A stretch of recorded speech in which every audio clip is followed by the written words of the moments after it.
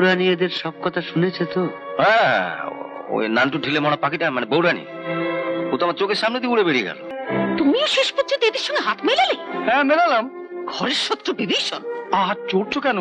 আমি এমন এক গন্ডি কেটে রেখেছি যে গন্ডি ছাড়িয়ে আপনাদের ওই সীতা মানে বৌরানী কোনো দিন বার হতে পারবে না। রঘুকে তাড়ানো হয়েছে, এবার এ বাড়ি থেকে আর একজনকে তাড়াতে হবে।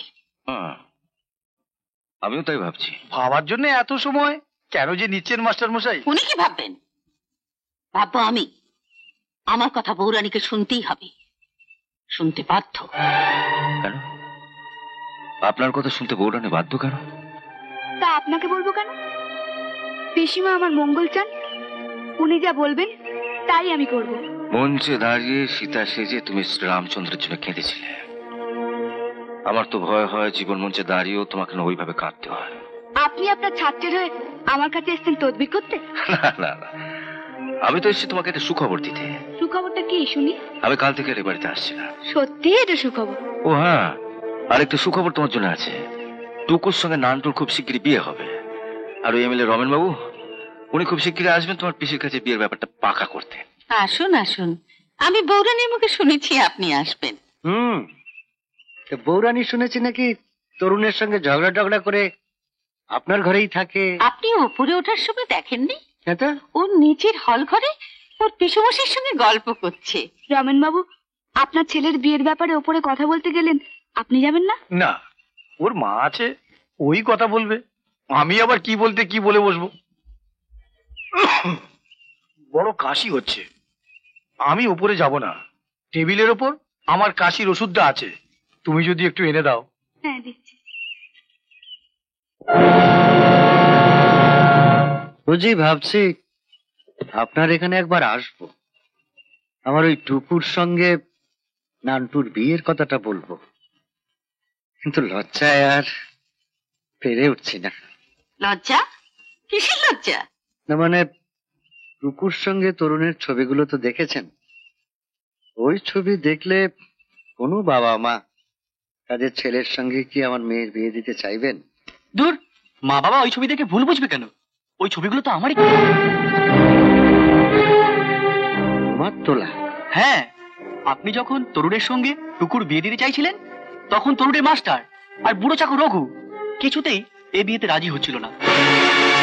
তরুণ এমনিতে যখন কিছুতেই টুকুকে বিয়ে করতে রাজি হচ্ছিল না, আমি তখন ফাঁদে ফেলার জন্য পটিয়ে পাটিয়ে নদীর পাড়ে নিয়ে গেলাম। তারপর আমার শেখানো মতো টুকু তরুণকে জোর করে জাপটে ধরে গান গাইতে শুরু করলো, আর আমিও গাছের আড়াল থেকে ওদের কয়েকটা ছবি তুলে নিলাম। টুকু জানতো তুমি ছবি তুলবে? না, ভবিষ্যতে যদি কোনো কাজে লাগে এই ভেবেই আমি ছবিগুলো তুলেছিলাম, কিন্তু টুকুই তো সব গোলমাল করে দিল।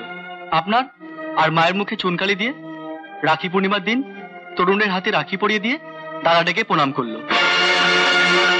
তাহলে এত বুদ্ধি করে তোলা ছবি তোমার কোনো কাজেই লাগলো না? ওর কাজে লাগলো না, কিন্তু আমার কাজে লেগেছে। কি করে? আমি নান্টুকে বলেছিলাম যে ছবিগুলোর মধ্যে থেকে খুব জড়াজড়ি করে আছে এমন কতগুলো ছবি বৌরানীর বালিশের নিচে রেখে দে, যাতে বিছানা ঠিক করার সময় ওরই হাতে পড়ে। দারুণ বুদ্ধি আপনার, আমাদের পার্টি আপনাকে পেলে তো লুফে নেবে। আমিও বুদ্ধিতে কম যাই না।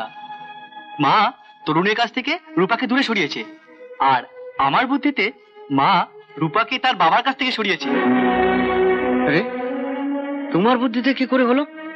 উনি তো শুনেছি দোকান থেকে 1000 টাকা চুরি করেছেন। না না, উনি চুরি করেননি, তবে এমন বুদ্ধি মাকে দিয়েছিলাম যে চুরি না করেও মা ওনাকে চোর সাজতে বাধ্য করেছিলেন। সেটা কিরকম? একদিন দুপুরে দোকানের সব কর্মচারী যখন টিফিন করতে যায়, আমি ঠিক সেই সময় দোকানে গেলাম। আসুন আসুন বসুন। নমস্কার। শুনুন, আমি একটা খুব বিপদে পড়ে আপনার কাছে এসেছি। বিপদ? রূপার কোনো বিপদ হয়নি তো? না না, আমি যতদিন বেঁচে আছি আপনার মেয়ে কোনো বিপদে পড়বে না। বাঁচালেন। এবার আমাকে আপনি বাঁচান তো। আমাকে 1000 খানেক টাকা এক্ষুনি ধার দিন। এত টাকা আমি কোথায় পাবো? পাবেন কোথায় মানে? দোকানে কি 1000 টাকা নেই? না মানে রণবীর বাবুকে না বলে আমি দোকানের টাকা কেমন করে দেবো বলুন? আপনি তো ওনার কাছ থেকে একটা চিঠি লিখিয়ে আনতে পারতেন, আমি দিয়ে দিতাম। ওর কাছ থেকে নেবার অসুবিধা আছে বলেই তো আপনার কাছে আসা। দিন, তাড়াতাড়ি দিন। হ্যাঁ, তা না হয় দিচ্ছি। রণবীর বাবু শনিবার শনিবার হিসেব নেন, আপনি শনিবারের মধ্যে টাকাটা ফেরত দিয়ে দেবেন তো? বলছি তো দেবো। খেয়াল থাকবে তো শনিবারের মধ্যেই? তা থাকবে। কোনো কারণে যদি শনিবারের মধ্যে দিতে না পারি, আপনি ম্যানেজ করে নেবেন। শুনুন শুনুন, এত টাকা আমি কোথায় পাবো? সে আপনি যা ভালো বোঝেন তাই করবেন। শুনুন, রনুর কানে যদি যায় যে আমি টাকাটা নিয়েছি, ঠিক তার কয়েক ঘন্টা পরে আপনার কানেও কিন্তু একটা খবর আসবে। আপনার মেয়ে রূপাকে আমি ছলচাতুরি করে বাড়ি থেকে তাড়িয়ে দিয়েছি। না, দোহাই আপনার, দোহাই আপনার, আপনি রূপার কোনো ক্ষতি করবেন না। আপনি যদি টাকা দিতে না পারেন, দেবেন না। আমার যে এক কাঠা জমি আছে সেটা বেচে দিয়ে আমি রণবীর বাবুর টাকা শোধ করে দেবো। কেমন বুদ্ধি দিয়েছিলাম বলুন?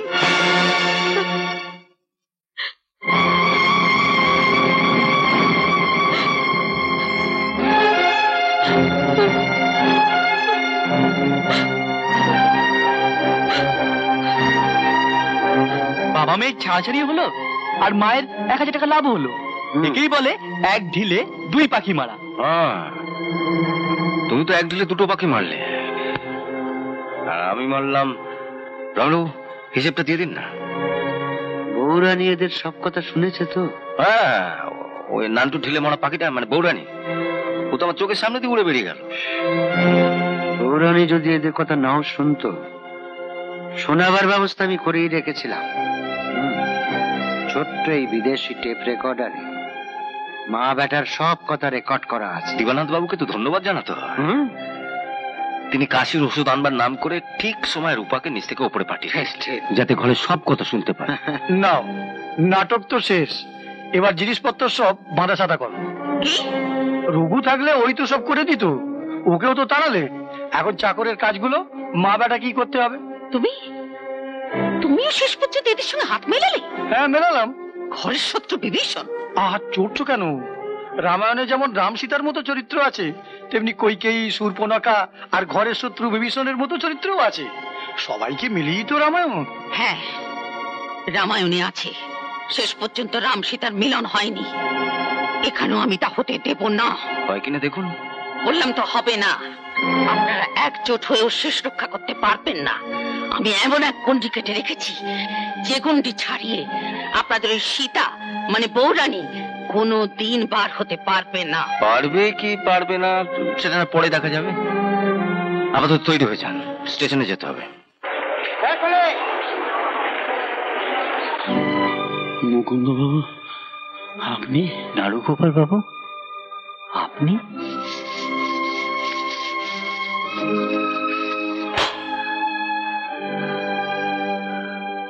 হ্যাঁ, আমি। বাবা কোথায়? বলবে তো বাবা কোথায়?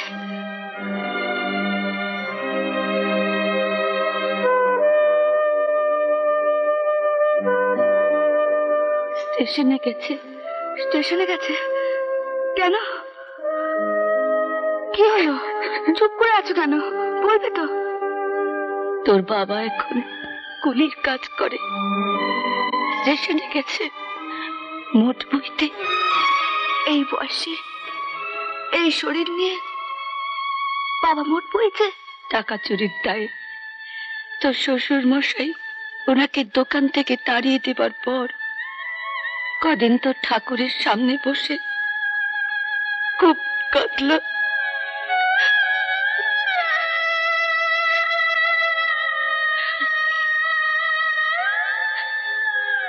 তুমি না জাগ্রত, এই পরিবার না তোমায় 300 বছর ধরে পুজো করে আসছে। মানুষ অকৃতজ্ঞ হয় জানি, কিন্তু তুই বিশ্বাস কর মা, তুই তোর বাবাকে কতটুকু চিনেছিস জানি না, কিন্তু আমি তো আমার স্বামীকে চিনি। এই জাগ্রত ঠাকুরের সামনে আমি মাথার সিঁদুরের দীপ্তি দিয়ে বলতে পারি, আমার স্বামী চুরি করতে পারে না, পারে না, পারে না, পারে না।